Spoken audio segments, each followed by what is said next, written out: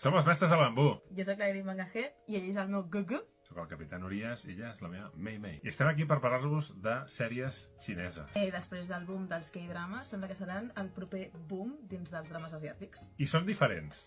Són sèries molt llargues en general. Estem parlant de mitjanes de 30 capítols. Els K-drames són uns 12-16 capítols. Les sèries xineses dels 24 jo no he vist que baixin. I n'hi ha de 30 i pico, 40, i n'hem arribat a veure algun... 73. Exacte. Flipa, però molen molt. I malgrat siguin 73 capítols, tenen un pressupost que te mueres, més que els K-drames. Estem parlant, sobretot, de sèries dels últims anys que dius, hòstia, una qualitat tècnica d'efectes especials, d'escenaris, de vestits... Pentinats, maquillatge... Tot que és realment espectacular. Ens centrarem sobretot en xinesos voladors. Sí, heterosexuals, perquè de sèries que siguin homosexuals no n'hi ha gaires, de xinesos voladors. No, exacte. Això ja heu d'anar a llegir-vos llibres de Danmei o els manhwas, vale? Ahí està.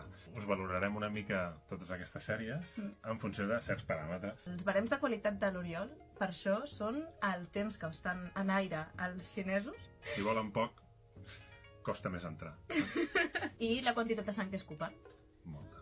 Sí, depèn de la sèrie més que a unes altres. Però és important els litros que s'han fet servir en la producció. Tu què valoraràs? Jo valoro el romanç, els meus moments de...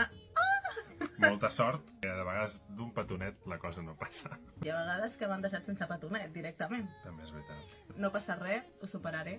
Soc una dona forta. Doneu una oportunitat a les sèries xineses perquè flipareu. Si esteu acostumats a veure drames japonesos o drames coreans, Fins i tot bé-les tailandesos. podreu entrar fàcilment i potser al·lucinareu amb algunes coses, lo ben fetes que estan, i interpretacions, també. Interpretacions, riu. Això passa quan mires les sèries amb algú, també us diré, Perquè hi ha uns plots i unes històries a cada capítol gairebé que hi ha vegades que és una mica... Uau! Girs de guió constants. Penseu que 40 capítols o 30 capítols donen per fer moltes coses. Va. Una sèrie de 40 capítols pot tenir tranquil·lament 4 arcs diferents. A vegades penses que algú serà la trama principal i serà l'arc final i no, te'l tallen com a la meitat perquè ha de venir el següent. És una nova dimensió. No us espantin la llargada perquè enganxen molt. És pensat. És pensant en coses tan més.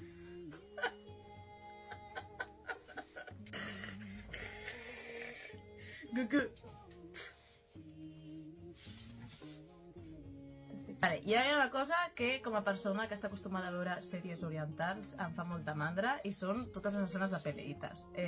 Fa